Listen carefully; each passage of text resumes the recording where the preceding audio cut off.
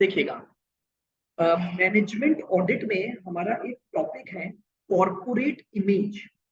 देखो, सबसे पहले हम बात करते हैं कि ये जो टर्म कॉरपोरेट इमेज है, ये दो अलग अलग टर्म्स है। एक तो है हमारे पास कॉरपोरेट टर्म,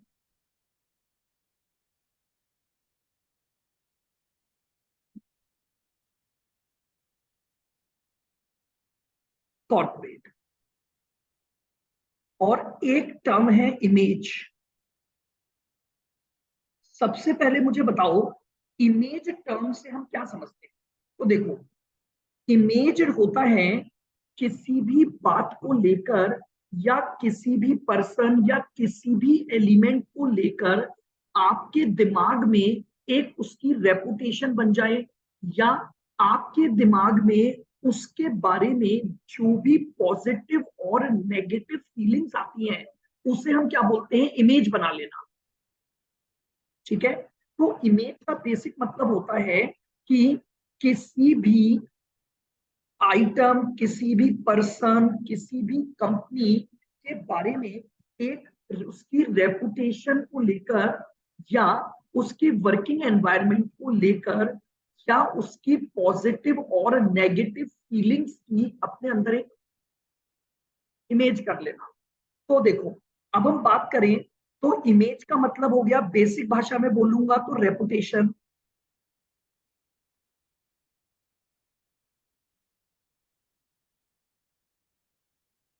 और कॉरपोरेट का मतलब हो गया कंपनी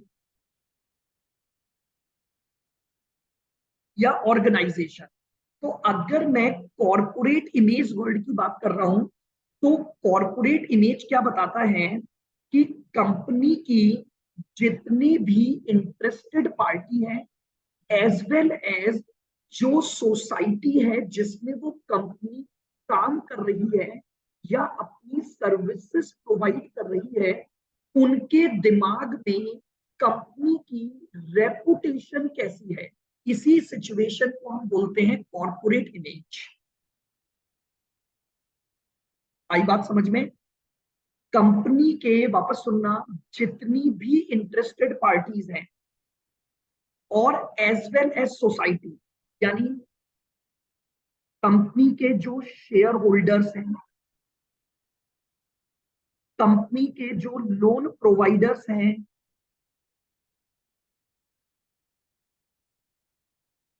कंपनी के जो क्रेडिटर्स हैं,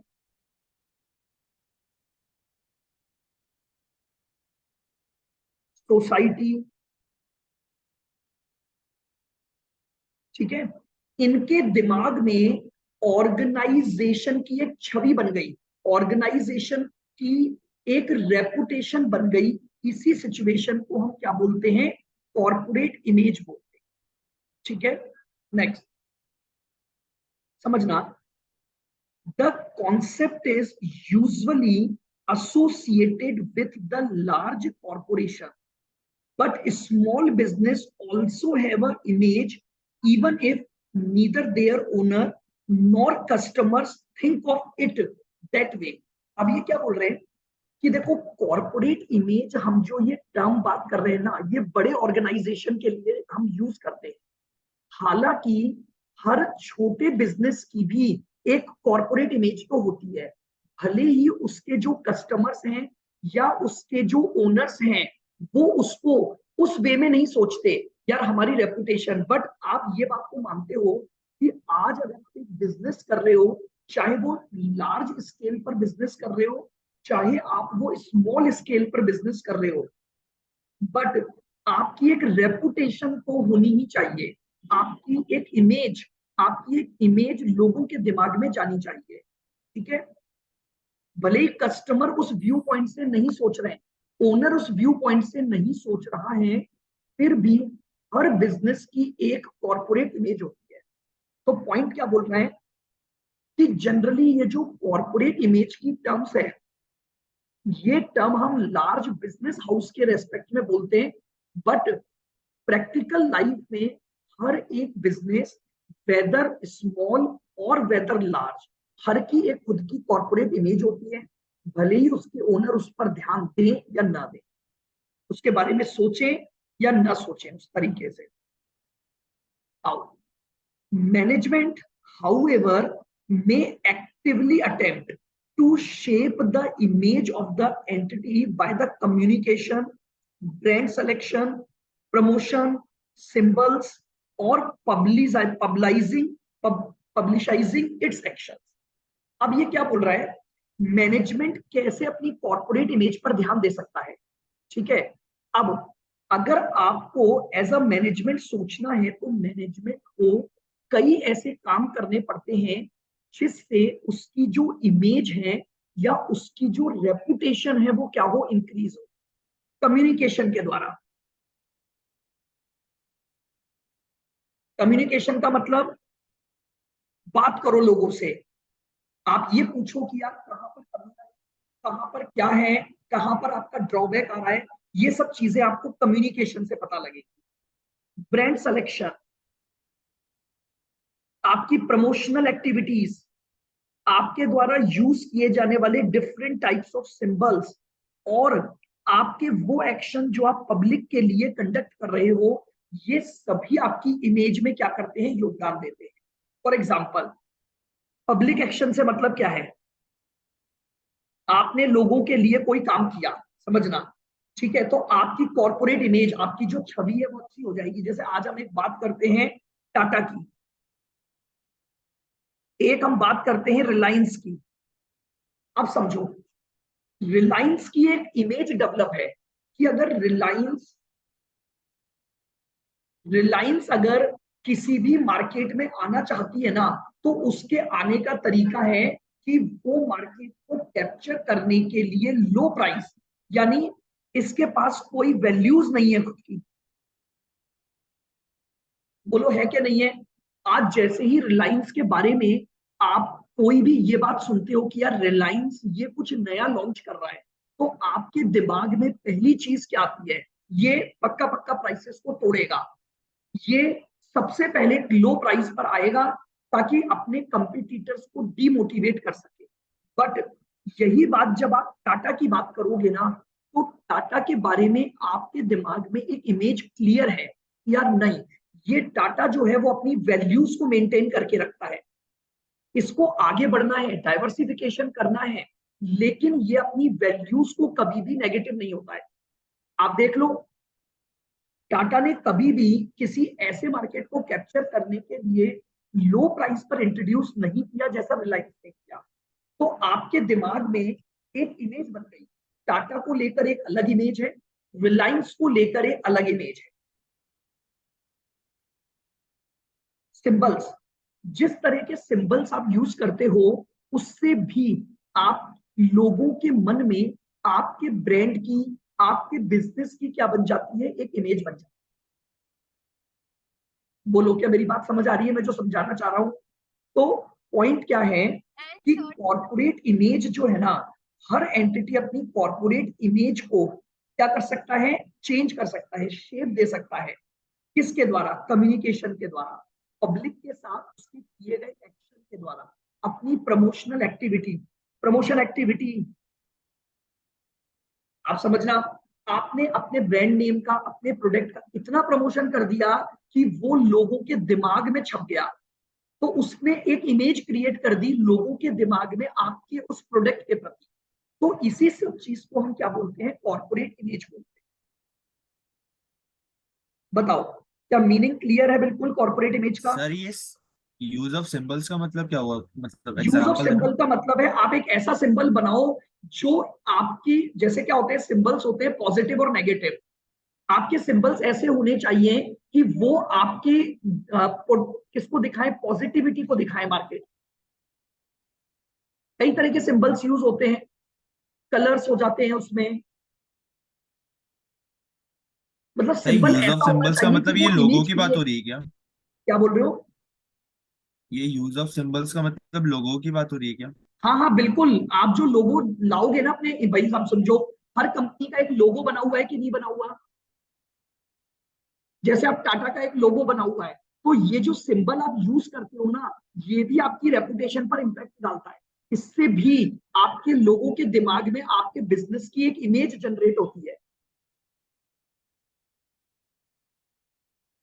तो बेसिकली ये पॉइंट ये बताना चाह रहा है कि मैनेजमेंट को क्या करना चाहिए, मैनेजमेंट को कम्युनिकेट करना चाहिए पब्लिक के साथ इस तरह से। लोग प्रमोशनल एक्टिविटी को, अब जैसे प्रमोशन है, प्रमोशन करते हैं, मान लो आपने बहुत अच्छी तरीके से ऐड बना दिया। जैसे आपको मैं बताता हूं क्या होता है कि आपने अगर कभी वीएसआई विद्यासागर का सीए का एड अगर देखा हो अखबारों में, वो अलग अलग कार्टून्स बनाकर अलग अलग तरीके से मैसेज देता है कि भाई यहां क्यों आना चाहिए आपको। वो क्या कर रहा है, वो अपनी एक ऐसी इमेज क्रिएट कर रहा है कि भैया सीए मतलब वीएसआई। लोगों के दिमाग में एक रेपुटेशन आ गई उसकी कि यार भाई अगर सीए करना है तो कहां जाना है आपको, बोले वीएसआई जाना है। आ रही है मेरी बात समझ में? तो इसी चीज को हम बोलते हैं आपने अपनी एक इमेज डेवलप कर ली, और यही बात कहलाती है कॉर्पोरेट इमेज। बताओ मीनिंग क्लियर हुआ? यानी हम एक सिंपल सी बात कर रहे हैं कि अगर आपको मान लो कॉर्पोरेट इमेज में मीनिंग आपको लिखना है, तो आपको सबसे पहले तो आप ये समझा दो कि कॉर्पोरेट इमेज का बेसिक मतलब है उसकी जितनी भी इंटरेस्टेड पार्टीज हैं उनके दिमाग में उस ऑर्गेनाइजेशन को लेकर क्या पिक्चर रिफ्लेक्ट हो रही है, उसे हम क्या बोलते हैं, इमेज बोलते हैं। क्या, in other words we can say a reputation of an organization is known as corporate image। एक ऑर्गेनाइजेशन की जो रेपुटेशन है उसी को हम क्या बोलेंगे, उसकी कॉर्पोरेट इमेज बोलेंगे। फिर इसने एक पॉइंट दिया कि generally the term corporate image associate with the large organisation, but in real life it will also applicable in case of small organisation. Basically इस कॉन्सेप्ट को जब लाए थे ना, ये जो लाए थे वो लाए थे बड़े कॉर्पोरेशन के साथ, क्योंकि तो बड़े कॉर्पोरेशन को अपनी इमेज या रेपुटेशन पर ज्यादा ध्यान देते हैं। फिर इसने एक पॉइंट दिया कि आप अपनी कॉर्पोरेट इमेज की शेप को कैसे चेंज कर सकते हो, कैसे एक्टिवली उस एक्टिव रख सकते हो। लोगों से कम्युनिकेट करो, पब्लिक के बीच में कुछ अपने ऐसे एक्शंस करो जिससे आपकी इमेज बन जाए। आप कुछ ऐसे प्रमोशनल एक्टिविटीज करो, आपके सिंबल्स ऐसे होने चाहिए, आपका ब्रांड नेम ऐसा बनाओ कि लोगों के दिमाग में पॉजिटिव इम्पैक्ट आपके बिजनेस को लेकर आ जाए। उसी को हम क्या बोलेंगे, कॉर्पोरेट इमेज। अब सुनना, एलिमेंट्स ऑफ कॉर्पोरेट इमेज क्या बोल रहा है, बहुत ध्यान से सुन। यानी ऑफ कोर्स मैं एक बात बोल सकता हूं कि कॉर्पोरेट इमेज का मतलब है a impression left on the companies many public. यानी आपने अपने प्रोडक्ट को लेकर या अपने ऑर्गेनाइजेशन को लेकर जो इंप्रेशन छोड़ा है उसी को हम क्या बोलते हैं, इमेज बोलते हैं। In many instances, a brief casual act by an employee can either lift or damage of the corporate image in the eye of a single customer। अब समझो, ये बोल रहा है कई बार एक छोटा सा काम आपने, एक छोटा सा आपके एम्प्लॉई से कोई ऐसी गलती हो गई, जैसे मान लो फॉर एग्जांपल क्या हुआ कि आप एक सर्विस सेंटर पर गए, आप एक सर्विस सेंटर पर गए, ठीक है। अब उस सर्विस सेंटर पर क्या हुआ कि काउंटर पर जो एम्प्लॉय बैठा था, सब कुछ अच्छा है वहां पर, लेकिन ये काउंटर पर जो एम्प्लॉय बैठा था ना, 2 आवर्स तक ये फोन पे ही बातें कर रहा है, या वर्किंग टाइम में 2 घंटे ये अपनी सीट पर ही अवेलेबल नहीं है। बताओ आपके दिमाग में क्या आएगा, क्या इमेज आ जाएगी उस पूरे ऑर्गेनाइजेशन को लेकर? क्या होगा, आपके दिमाग में उसकी इमेज खराब हो जाएगी कि यार प्रोडक्ट तो बेच दिया, लेकिन उसके बाद सर्विसेज को लेकर ये फेल हो गया। तो वो ये बोल रहा है कि कई बार एक एम्प्लॉई कोई छोटी सी गलती भी कर दे तो कई बार उसका इम्पैक्ट पूरे कॉर्पोरेट लेवल को किससे उठाना पड़ता है, अपनी इमेज के ऊपर उसकी बात आ जाती है। तो वो ये बोल रहा है कि कॉर्पोरेट, कई बार ऐसा देखा गया है कि एक एम्प्लॉय का छोटा सा काम भी आपकी पूरी इमेज को क्या कर सकता है, डैमेज कर सकता है। तो यानी अब एलिमेंट्स क्या है उसको के देखो, सबसे पहले core business and financial performance of the company. Image को चेक करने का यानी एलिमेंट्स का मतलब हो गया कि ऐसे पॉइंट जो आपके इमेज को, कॉर्पोरेट इमेज को रिफ्लेक्ट करते हैं, उसे हम बोलते हैं एलिमेंट्स। समझो, आपका जो कोर बिजनेस है और आपका जो फाइनेंशियल एरिया है, कंपनी ने उसकी परफॉर्मेंस के आधार पर आपकी इमेज क्रिएट होगी। Reputation and performance of its brand, आपके रेपुटेशन और परफॉर्मेंस आपके ब्रांड नेम की वजह से इमेज पर आती है। आपने क्या पॉलिसीज बनाई है अपने सैलरीड एम्प्लॉयड के प्रति या अपने वर्कर्स के प्रति, वो भी एक इमेज क्रिएट करती है। आपके अपने कस्टमर के साथ आपके जितनी भी इंटरेस्टेड पार्टीज हैं और कम्युनिटी के साथ आपके रिलेशंस कैसे हैं, ये भी आपकी इमेज को अफेक्ट करेगा। प्रमोटर्स और leadership also act in favour in building the good corporate image. और जो लीडर्स होते हैं या जो प्रमोटर्स होते हैं, उनके द्वारा किया गया काम भी कई बार आपकी गुड इमेज, जैसे मान लो फॉर एग्जांपल हम बात करें टाटा की, बताओ टाटा के द्वारा किए जाने वाले काम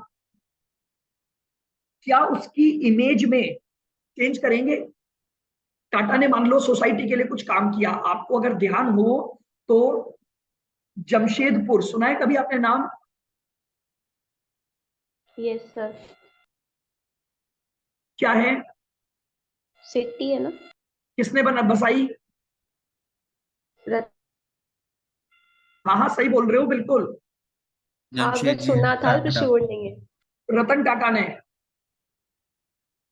अब आप समझो, आज भी जमशेद आप जी देखना, Tata. The birthday of the Tata साहब, रतन टाटा का जिस दिन बर्थडे होता है, पूरी जमशेदपुर सिटी को सजाया जाता है।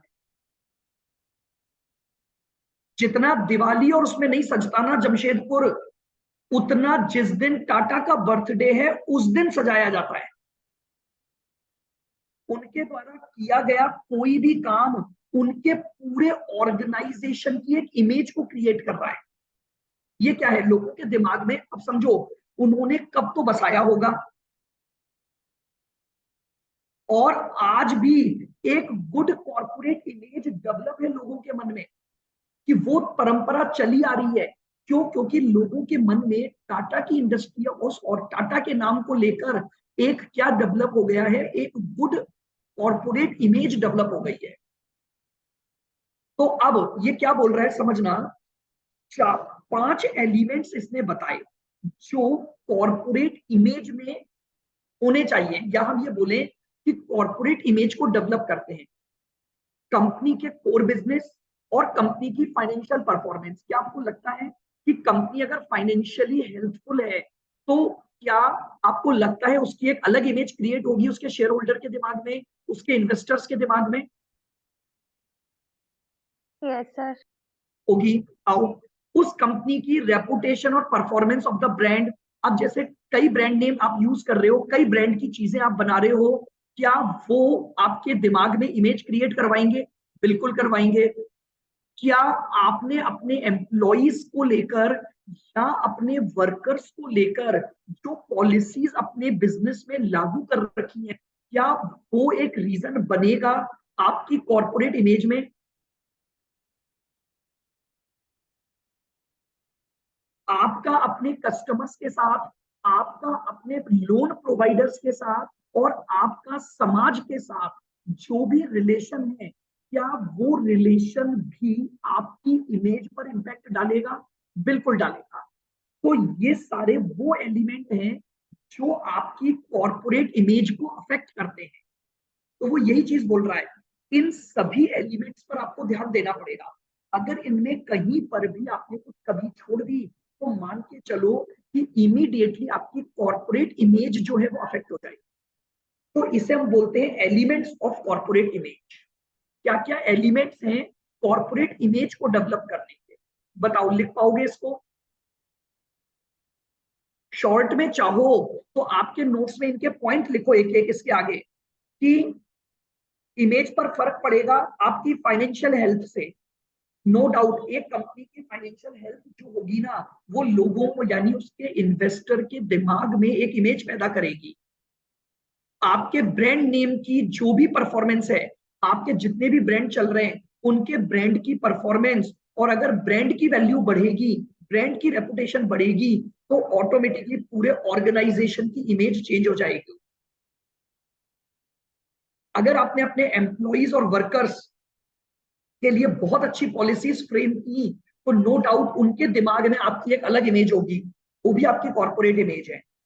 आपकी जितनी भी बाहर की इंटरेस्टेड पार्टीज हैं, जो भी आउटसाइडर्स हैं, उनके साथ आप कैसा बिहेव करते हो, उनके साथ आपके रिलेशन कैसे हैं। जैसे अब मैंने ये सर्विस सेंटर की बात की, प्रोडक्ट बहुत अच्छा है लेकिन सर्विस बेकार हो गई, तो नो डाउट कस्टमर के दिमाग में तो बैड इमेज आ गई। ठीक है, तो these are called various elements of the corporate image. बढ़ू आगे, समझ आ रहा है यहां तक का point?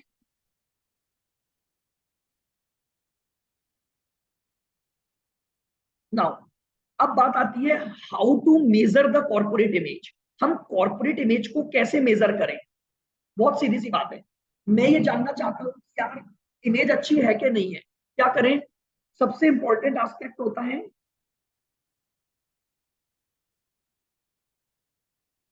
By the survey. By the survey, या हम ये क्या कह सकते हैं, सर्वे का मतलब हो गया आपने या तो जैसे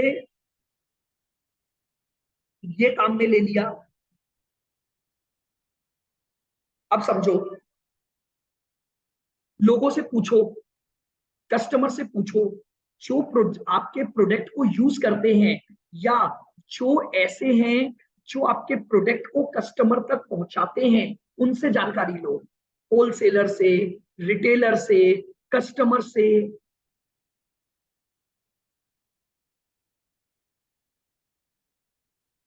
सैंपल सेलेक्ट कर लो, पब्लिक में जाओ। ठीक है, अब रिटेलर ने नहीं बताया, होलसेलर सब अच्छा बोल रहा है, पब्लिक से बात करो, वहां के कुछ एरिया सेलेक्ट कर लो। एरिया सेलेक्ट करके क्या करो, उनसे बात करो, उनसे टेलीफोनिक आप बात करो, पर्सनल जाके एक क्वेश्चनरीज भरवाओ। आपको याद है, आपको तो खैर नहीं होगा, मुझे ध्यान नहीं, जब नैनो कार आई थी तो टाटा ने क्या किया था? क्योंकि नैनो कार का कॉन्सेप्ट था 1 लाख रुपए में कार का आना, कि लोगों को 1 लाख रुपए में कार मिल जाए।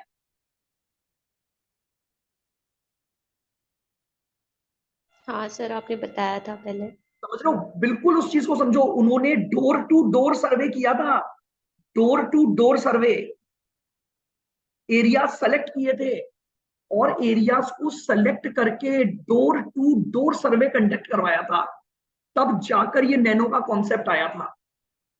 अदरवाइज इनिशियल लेवल पर तो सबने इनको बोला था, बोले क्या हो गया टाटा साहब को इस उम्र में, 1 लाख में नैनो के आप। फेलियर के पीछे तो कॉर्पोरेट इमेज का असर है ना, उनने क्या वो ब्रांडिंग रहा, गलत कर दी देखो थी, एक अलग चीज रही, वो एक अलग बात हो चीपेस्ट गई। बोल दिया था। हाँ बिल्कुल, फेल भी वो इसी वजह से हुई। हाँ, लेकिन जब ब्रांडिंग गलत लाए कर दी थे थी। ना, तो स्टार्टिंग में इसकी जो सेल थी ना, उनकी उम्मीदों से 10 गुना ऊपर निकली थी इनिशियल हाँ लेवल पर। सर। लेकिन धीरे धीरे इमेज खराब होती गई। आप समझ रहे हो बात को? क्यों खराब होती गई पता है आपको? इन्होंने इस पर ध्यान ही नहीं दिया उसके बाद।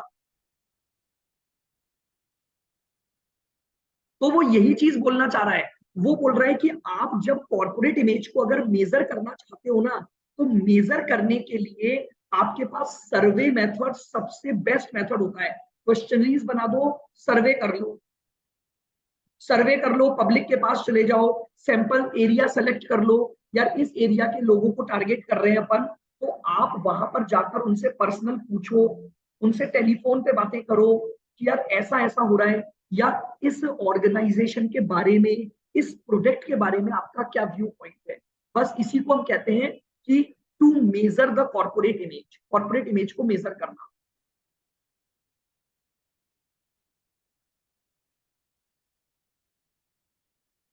अब देखो इसी बात को इसने क्या लिखा, ये वाला पॉइंट पढ़ो।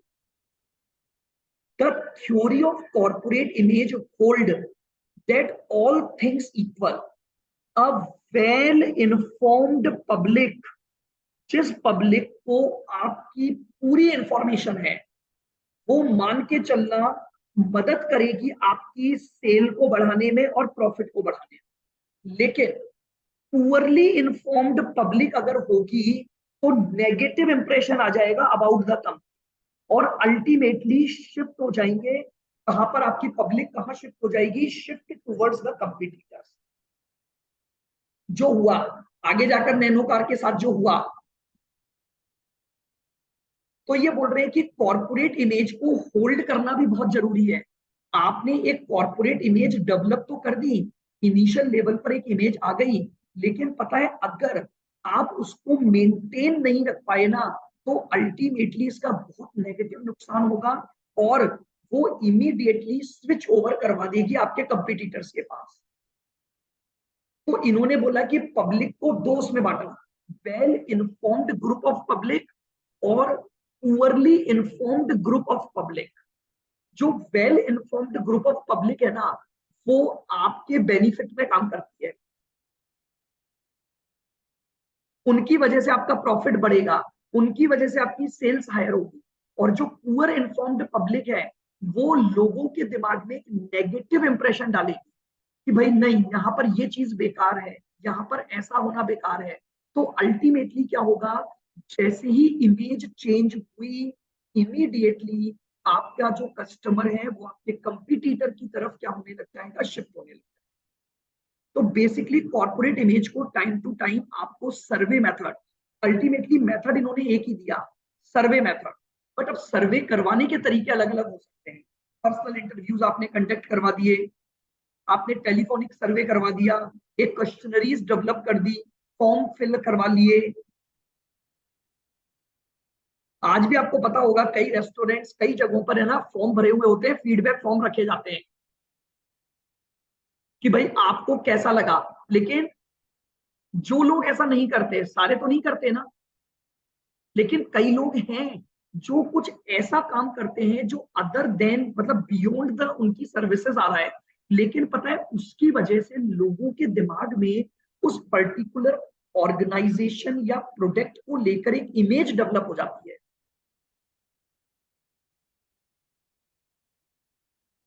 बोलो, क्लियर बिल्कुल?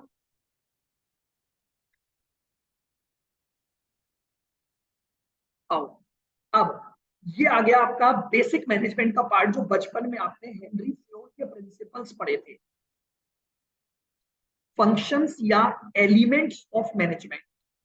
देखिए मैनेजमेंट के 5 बेसिक फंक्शन बताए हुए हैं जो हेनरी फ्योल ने डिफाइन किए थे। Planning function, organising function, commanding function, coordinating function और कंट्रोलिंग फंक्शन।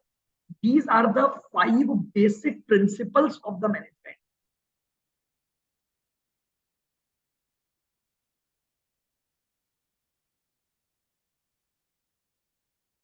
सबसे पहले हम प्लानिंग की बात करें। प्लानिंग का मतलब होता है फोरकास्टिंग अबाउट द फ्यूचर। आप अपने ऑब्जेक्ट सेट करो, ऑब्जेक्ट सेट करके उन ऑब्जेक्ट को पाने के लिए जो भी रास्ते हैं उनको डेवलप करो, फ्यूचर की कंडीशंस को फोरकास्ट करो, और फ्यूचर के आधार पर आप ये प्लान करो कि अगर कल को कुछ भी अनएक्सपेक्टेड हो गया तो उस सिचुएशन में आप कैसे डील करोगे। इसी को हम क्या बोलते हैं, प्लानिंग करना बोलते हैं। तो प्लानिंग जो है बेसिकली वो ये बताता है कि आप फ्यूचर को लेकर किस तरह से क्या कर रहे हो, फोरकास्टिंग कर रहे हो, अपने ऑब्जेक्ट्स को कैसे डील कर रहे हो, उनको डेवलप करने के लिए क्या काम कर रहे हो, ऐसी क्या मेथोडोलॉजीज फॉलो कर रहे हो ताकि आप अपने ऑब्जेक्ट को क्या कर सको, अचीव कर सको। तो इन पूरी सिचुएशन को हम बोलते हैं प्लानिंग। और हेनरी फ्योल का मानना था कि प्लानिंग सबसे इफेक्टिव होनी चाहिए। अगर आपकी प्लानिंग इफेक्टिव है ना, तो ही आगे जाकर आप उसको क्या कर पाओगे, प्रॉपरली एग्जीक्यूट कर पाओगे। और अगर इन फ्यूचर कोई भी कंटिजेंसी आ गई तो प्लानिंग ही वो एस्पेक्ट है जो आपको उससे बाहर कर सकता है। क्यों? अगर आपने प्लानिंग करते समय फ्यूचर की किसी भी कंटिजेंसी पर पहले से सोच लिया तो आप उससे आगे डील कर लोगे। तो पहला प्रिंसिपल या पहला फंक्शन है मैनेजमेंट का प्लानिंग। फिर है ऑर्गेनाइजिंग। ऑर्गेनाइजिंग का मतलब क्या होता है बताओ? ऑर्गेनाइजिंग मतलब effective allocation of your resources. Organisation management का एक ऐसा फंक्शन है जो ऑर्गेनाइजेशन के लॉन्ग टर्म सर्वाइवल के लिए जरूरी है। ऑर्गेनाइजेशन का मतलब है कि आपके पास जो भी रिसोर्सेज हैं, चाहे वो टेंजिबल रिसोर्सेज हो चाहे वो इनटेंजिबल रिसोर्सेज हो, आपको अपने रिसोर्सेस को इतना परफेक्टली ऑर्गेनाइज करना चाहिए, उनका यूटिलाइजेशन करना चाहिए कि आप आसानी से अपने ऑर्गेनाइजेशन के गोल्स को क्या कर सको, अचीव कर सको। यानी all your resources must be arranged in a manner so that organization can achieve its objective. तो ऑर्गेनाइजेशन मैनेजमेंट का एक ऐसा फंक्शन है जो आपके रिसोर्सेस को ऑर्गेनाइज करने की बातें करता है। ऑर्गेनाइज करने का मतलब हो गया कि आप उनको अरेंज करोगे ताकि आप उनका इफेक्टिव यूटिलाइजेशन कर सको। The reason being all resources are limited, so you have to organize your resources according to your goal. आपको अपने गोल को अचीव करना है और गोल को अचीव करने के लिए आपको रिसोर्सेस चाहिए और उन रिसोर्सेस का एलोकेशन बहुत इफेक्टिवली आपको करना पड़ेगा।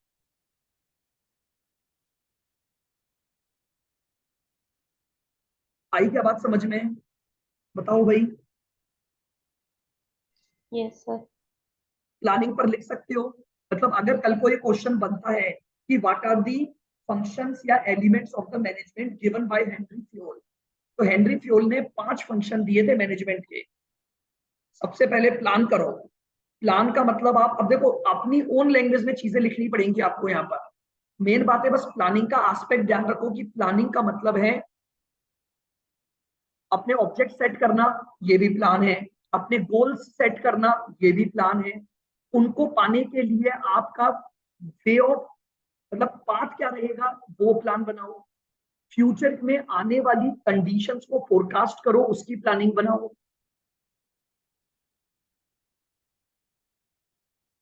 फ्यूचर में अगर कोई भी कंटिजेंसीज आने का आपको लग रहा है, प्लान बनाओ। तो पहला काम होता है प्लानिंग। दूसरा वर्क आता है ऑर्गेनाइजिंग। बिल्कुल simple, organise all your resources. की टर्म लिखो, बाकी अपने मन से जोड़ो। Organise all the resources. Organise करने का मतलब हो गया अपने सभी लिमिटेड रिसोर्सेज को इस तरह से यूज करो कि आप अपने गोल को अचीव करने में उनका यूज कर सको। कमांडिंग, कमांड करना बेसिकली मैनेजरियल फंक्शन है। कमांड हर कोई नहीं, कमांड का जो प्रिंसिपल है वो ये बोलता है कि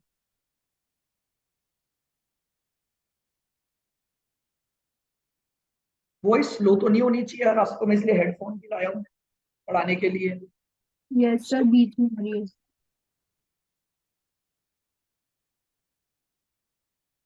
एक बार बताओ स्लो आ रही है या क्लियर है? अभी तो क्लियर आ रही है सर। क्या बोला? मेरे को नहीं आई इस बार आवाज। क्लियर आ रही है सर। क्लियर है ना? ठीक है। अब देखो कमांड, कमांडिंग का काम कौन करेगा ये बताओ। कमांड का मतलब क्या होता है? इंस्ट्रक्शन देना। Very good. कौन देगा इंस्ट्रक्शन? मैनेजमेंट देगा। मैनेजरियल पर्सन, बस यही बात है। अब ये इसी बात को आपको अपनी लैंग्वेज में लिखना है। मैंने इसको बहुत शॉर्ट में लिखा, मेन पॉइंट्स लिखे बस। ये क्या बोल रहा है? कमांडिंग एक ऐसा मैनेजरियल फंक्शन है जो कि सुपरविजन से रिलेटेड है। यानी आपको लोगों को इंस्ट्रक्शन देना है, अपने सबॉर्डिनेट को सुपरविजन में रखना है और साथ ही साथ उनको इंस्पायर करना है ताकि वो अपने पूरे एफर्ट लगा सकें अपने ऑब्जेक्ट को अचीव करने में। की टर्म याद करो, बाकी ओन लैंग्वेज में लिखना सीखो। कमांडिंग का मतलब हो गया इंस्ट्रक्शन प्रोवाइड करना। इंस्ट्रक्शन कौन देगा? मैनेजरियल फंक्शन है, क्योंकि इंस्ट्रक्शन मैनेजमेंट देता है। तो अब वो यही बोल रहा है कि मैनेजमेंट को इस तरह से इंस्ट्रक्शन देने चाहिए कि आप जब किसी भी व्यक्ति को इंस्ट्रक्शन दे रहे हो या आप अपने सबॉर्डिनेट से काम करवाना चाहते हो, तो इंस्पिरेशन इन्वॉल्व होनी चाहिए उसमें, और तभी वो अपने पूरे एफर्ट लगाएगा। कमांड इस तरह से दो, इस तरह से अपने सबॉर्डिनेट को साथ में लेकर चलो, उनको इस तरह से इंस्ट्रक्शन दो कि वो प्रॉपर एफर्ट लगा पाए। आपको उनसे एफर्ट लगवाना है ताकि आप अपने गोल को क्या कर सको, अचीव कर सको। तो आपका जो कमांडिंग है वो बहुत अच्छे से काम होना चाहिए। कोऑर्डिनेटिंग का मतलब, हालांकि मैंने इनको बहुत डिटेल में भी समझाया है, बात नहीं है। देखो प्लानिंग में क्या क्या आएगा, किस तरह की प्लानिंग होती है, बताओ कोऑर्डिनेटिंग का मतलब क्या होता है?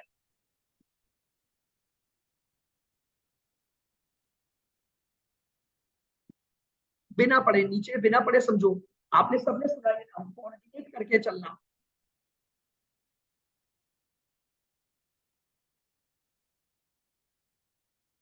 लिंक सभी लोगों बिठा को के साथ में चलना चलना। चीजों के अलग अलग फंक्शन।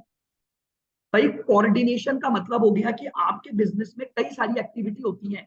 देखो, आपके बिजनेस में सेल्स फंक्शन परफॉर्म होता है, आपके बिजनेस में प्रोडक्शन फंक्शन परफॉर्म होता है, आपके बिजनेस में परचेस फंक्शन परफॉर्म होता है। तो आपके बिजनेस में जो भी फंक्शन परफॉर्म हो रहे हैं, उन सबको के बीच में एक सामंजस्य बैठाना चाहिए आपको। उन सभी को एक साथ लेकर के आपको आगे बढ़ना है। इसी चीज को हम कहते हैं कोऑर्डिनेट करके चलना। ऐसा नहीं हो, अब सोच के देखो, प्रोडक्शन और सेल्स डिपार्टमेंट में अगर कोऑर्डिनेशन ही नहीं होगा ना, तो प्रोडक्शन डिपार्टमेंट को पता ही नहीं लगेगा कि डिमांड क्या आ रही है और कितना प्रोडक्शन करना है। सेल्स डिपार्टमेंट क्या करता है? सेल्स डिपार्टमेंट सबसे पहले डिमांड की फोरकास्टिंग करता है। अब डिमांड की फोरकास्टिंग के बाद कितनी यूनिट उसे चाहिए, इस बात की इंफॉर्मेशन वो प्रोडक्शन को भेजता है। तो उसने कोऑर्डिनेट किया कि नहीं किया प्रोडक्शन से? अब प्रोडक्शन और सेल्स के बीच में अगर कोऑर्डिनेशन ही नहीं होगा, तो जानते हो प्रोडक्शन डिपार्टमेंट को कभी पता नहीं लगेगा कि उसे क्या प्रोडक्शन करना है।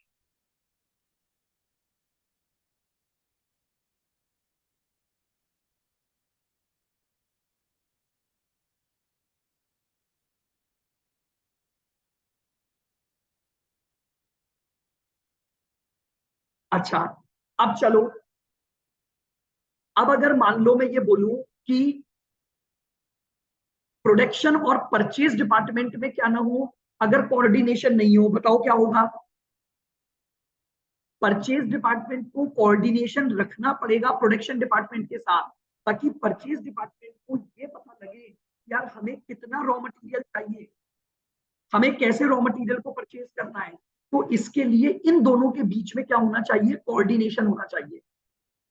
तो समझ रहे हो, कोऑर्डिनेशन का मतलब है एक बिजनेस की सभी एक्टिविटीज के बीच में सबको एक साथ लेकर उनके बीच में इस तरह से कोऑर्डिनेशन बैठाना कि हम अपने गोल को क्या कर सके, अचीव कर सकें। इस फंक्शन को बोलते हैं coordinating function and controlling function. देखो, कंट्रोल फंक्शन का बेसिक मतलब है कि क्या सभी चीजें आपने जो पैरामीटर डिसाइड किए उसी प्लान के अकॉर्डिंग या उन्हीं पॉलिसीज के अकॉर्डिंग उन्हीं प्रिंसिपल को फॉलो करते हुए हो रही है या नहीं हो रही है, इस बात को इंश्योर करने का जो फंक्शन है वो कंट्रोल फंक्शन होता है। यानी कंट्रोल फंक्शन का काम ये होता है कि आपने जो पैरामीटर डिसाइड किए, फिर आपने एक्चुअल में काम को कंडक्ट किया, इससे आपके पास क्या डेविएशन आए उनको ढूंढना, और उन डेविएशन को दूर करने के लिए करेक्टिव एक्शन लेना। इस पूरे फंक्शन को हम बोलते हैं कंट्रोल फंक्शन। कंट्रोल फंक्शन का बेसिक मतलब यही होता है कि आप ये इंश्योर करो कि हर चीज जो ऑर्गेनाइजेशन में हो रही है ना, वो उन्हीं पैरामीटर्स और उन्हीं प्लान्स के अकॉर्डिंग हो रही है जो प्लान्स आपने डिसाइड किए थे। इसी को हम कहते हैं कंट्रोल फंक्शन को एग्जीक्यूट करना। डेविएशंस आ रहे हैं तो उन डेविएशंस को देखो, क्यों ये डेविएशंस आ रहे हैं, और फिर उन डेविएशंस को करेक्ट करने के लिए अपना एक्शन बताओ एक समराइज तौर पर। अब देखो डिपेंड करेगा कि ये क्वेश्चन कितने लेवल पर आता है। अगर मान लो ये क्वेश्चन छोटा आ रहा है 4 से 6 नंबर, तो आप छोटे छोटे पार्ट में, बड़ा आता है तो मैंने इन्हीं फंक्शंस को भी दोबारा डिस्कस किया है, प्लानिंग, ऑर्गेनाइजिंग, इसमें हम क्या क्या काम करेंगे। पहले बताओ पांचों नाम याद हो गए? बोलो जल्दी से, रिवाइज करो। सबसे पहला फंक्शन क्या परफॉर्म करोगे? प्लानिंग। प्लानिंग। प्लानिंग का मतलब समझ आया? फ्यूचर को प्लानिंग फोरकास्ट करके। अपने ऑब्जेक्ट को सेट करना और उन ऑब्जेक्ट को कैसे पाना है उस वे को सेट करना। फ्यूचर की कंडीशंस क्या हो सकती है इनके बारे में, जो भी अनएक्सपेक्टेड कंटिजेंसीज है उनके बारे में प्लान बना। ऑर्गेनाइजिंग। हेडफोन सेट कर लो पहले। क्या हो गया? सर आप हेडफोन सेट कर लो, आपकी आवाज धीरे आ रही है। ये आ रही है? यार, कैसे हाँ possible? इसमें तो 100% दिखा रहा है मेरे पास को। अब आ रही है सही। सही आ रही है? हाँ ऐसा कैसे हो गया बीच में?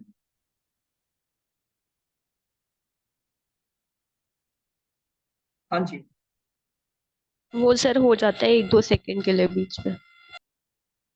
नया लाया हेडफोन खरीदा इस चक्कर में। बिना हेडफोन के पता नहीं इसमें आवाज ही नहीं आ रही आजकल। हाँ सर, है ना, बीच में थोड़ी कम हो जाती है आपकी। ये खराब निकल गया क्या? कोई ना चलो, सर, सुनाई तो देता है।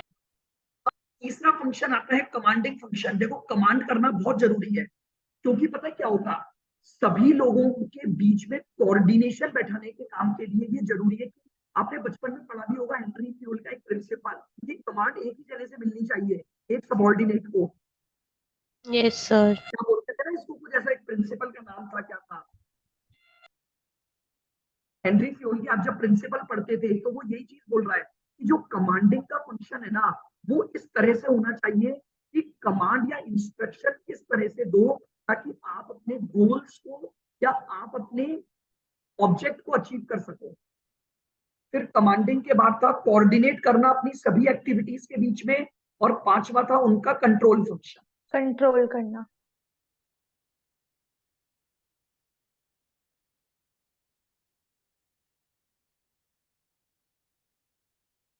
अब देखो, अब मान लो हम प्लानिंग को और डिटेल में बात करें, प्लानिंग फंक्शन क्या होता है। तो देखो बहुत जो चीजें अपन ने डिस्कस की बस उन्हीं सबको इन्होंने एक बड़े पॉइंट में डाल दिया। देखो ये क्या बोल रहा है, प्लानिंग का मतलब है इसमें इन्वॉल्व होंगे ऑब्जेक्ट्स को सेट करना और determining a course of action to achieve the object. Planning का पहला रूल या पहला पॉइंट क्या बना, planning involve setting of the objective and decide a course of action plan to achieve those objective. This is called planning. लेकिन planning requires that manager aware of the environmental condition facing in the organization and forecast the future condition। अब सोचो आपके यहाँ की environmental condition ऐसी हैं कि आप अलग प्लान बनाना जरूरी है। तो ये बोल रहे हैं कि प्लानिंग बनाते समय मैनेजर को ये भी ध्यान रखना पड़ेगा कि यार आपके वर्किंग एनवायरमेंट कैसा है, वर्किंग एनवायरमेंट के अकॉर्डिंग ही आपको प्लान बनाना है। और अगर ऑर्गेनाइजेशन को फ्यूचर में कुछ अनएक्सपेक्टेड कंटिजेंसीज नजर आ रही है तो उनसे कैसे निपटोगे उसका भी आज आपको प्लान बनाना पड़ेगा। तो बेसिकली ये बोल रहे हैं कि प्लानिंग बनाने के लिए आपको अपने बिजनेस की वर्किंग कंडीशन या वर्किंग एनवायरमेंट की क्या होनी चाहिए, नॉलेज होनी चाहिए। फिर अगला उसी बात को उसने दोबारा बोल दिया कि planning begins with environmental scanning. वही बात आ गई, आपको क्रिटिकल कंटिजेंसीज या एनवायरमेंटल में क्या क्या समस्याएं हैं उन सबको ध्यान रखना पड़ेगा। ऑर्गेनाइजेशन की जो इकोनॉमिक कंडीशंस हैं, आपको अपने कंपटीटर्स का भी ध्यान रखना पड़ेगा, आपको अपने कस्टमर्स को भी ध्यान में रखकर प्लान बनाना पड़ेगा। यानी प्लानिंग ऐसा नहीं है कि कोई एक छोटा काम है, आपको प्लानिंग बनाते समय किन किन बातों का ध्यान रखना है, अपने वर्किंग एनवायरनमेंट का ध्यान रखना है। प्लानिंग में आपको अपने जो भी कंपटीटर्स हैं वो भी तो प्लान बनाएंगे, उनको भी ध्यान रख के करना है। आपके कस्टमर्स क्या चाहते हैं, आपको अपना गोल तो लेना है, लेकिन उसके लिए आपको सर्विसेज तो कस्टमर को ही देनी है। तो कस्टमर आपसे क्या चाहते हैं, इन सभी बातों को लेकर आपको प्लान बनाना चाहिए। प्लानिंग का मतलब होता है सबसे पहले ऑब्जेक्टिव स्टेब्लिश करो, और साथ ही साथ what needs to be achieved and when, हमें कब अचीव करना है और क्या अचीव करना है, इसी को हम प्लान बनाना कहते हैं। जैसे फॉर एग्जांपल आपने प्लान बनाया, बोले दिसंबर में क्लियर करना है, बनाया कि नहीं बनाया? अचीव क्या करना है, सीए में फाइनल कब करना है, ये प्लान नहीं बनाया क्या? कभी ना कभी तो हो ही जाएगा सीए में फाइनल। दिसंबर में। हाँ, तो बस वही चीज वो बोल रहा है। तो प्लानर को हमेशा एक स्टेटमेंट के तौर पर प्लान होना चाहिए, उसे क्या चाहिए और कब चाहिए। ऑर्गेनाइजेशन भी इसी तरह से प्लान करता है। अब उसके लिए क्या कोर्स ऑफ एक्शन आप फॉलो करोगे, ऐसे थोड़ी है सोचने से हो जाएगा।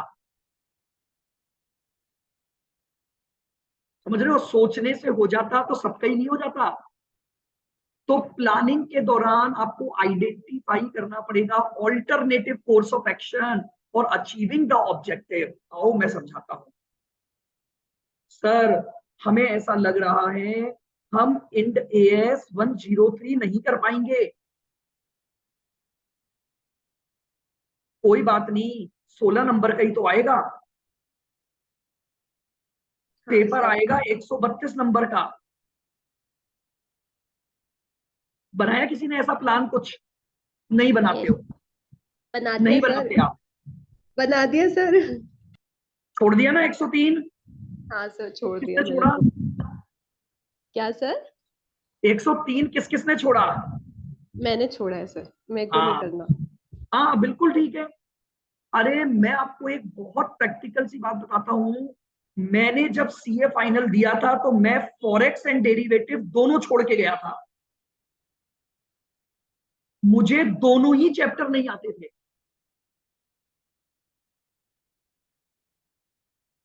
फिर भी मेरा प्लान था भाई ये दोनों कितने के आ जाएंगे यार, 132 में से ये 50 नंबर के आ जाएंगे, और क्या होगा इससे ज्यादा, 60 के आ जाएंगे। क्या ऐसा कभी होगा कि 132 में से 100 नंबर का पेपर फॉरेक्स और डेरिवेटिव आएगा? नहीं होगा। मैंने बिल्कुल प्लान किया था, मैंने कहा 50 नंबर के क्वेश्चन आएंगे पेपर में, जब भी मुझे फॉरेक्स डेरिवेटिव दिखेगा मैं आगे बढ़ जाऊंगा। रियलिटी बता रहा हूं, मैं दोनों चैप्टर छोड़ के गया था। मेरा फोकस था लीज फाइनेंसिंग, म्यूचुअल फंड, छोटे चैप्टर्स जो होते हैं, पोर्टफोलियो। मैंने आराम से इसमें मिलाकर कितने 48 स्कोर कर लिया। मेरी लड़ाई 40 की थी, कुछ आता ही नहीं था मुझे। मैंने प्लान किया, मैंने कभी भी पढ़ाई नहीं की है, मेरी प्लानिंग ही की है बस। मैं पूरा सीए प्लानिंग से बना। मेरा प्लान था लॉ में मुझे एग्जामिशन लानी है, आई गॉट 69 इन लॉ। मुझे पता था ये मैं इंटरेस्टिंग लगती है मुझे, मैं इसको फोकस कर सकता हूं बजाय इसके कि मैं अकाउंट्स और एफएम पर ध्यान दूं। नहीं हो रही मुझसे मैनेज।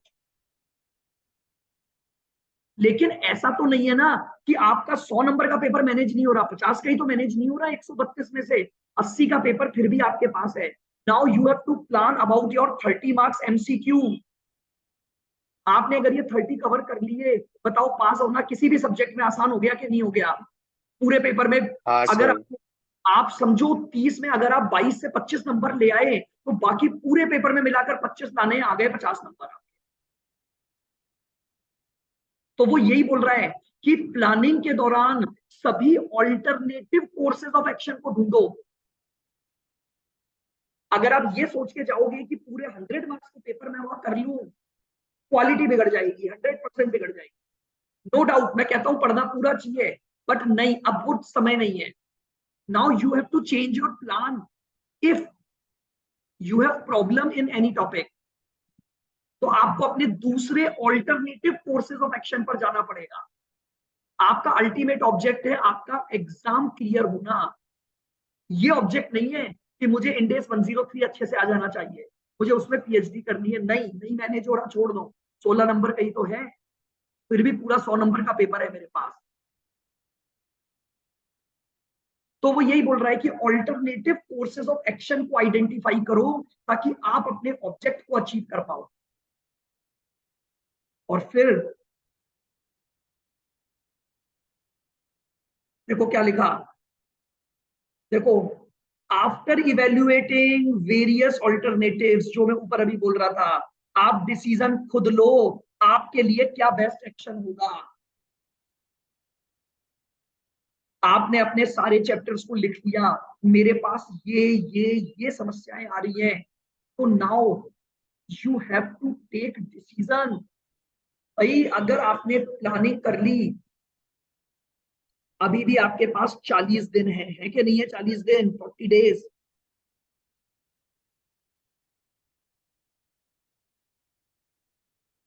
फोर्टी से तो ज्यादा ही है, लास्ट के 10 दिन तो मैं गिन लिया, but you have 40 days. Now you must prepare a plan for the 40 days again. अब आप देखो कि कहां पर, किस सब्जेक्ट में कहां आप स्टैंड कर रहे हो.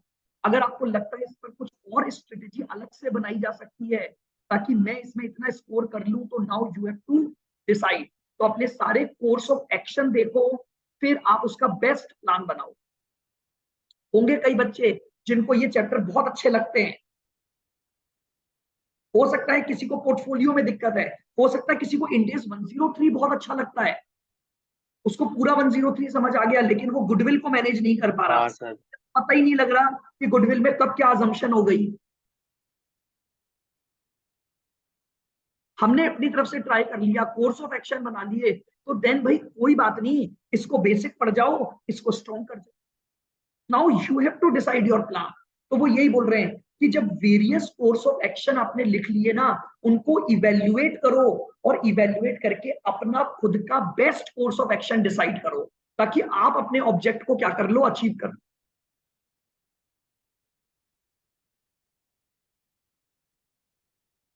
बोलो, आई क्या यहां तक की बात समझ में?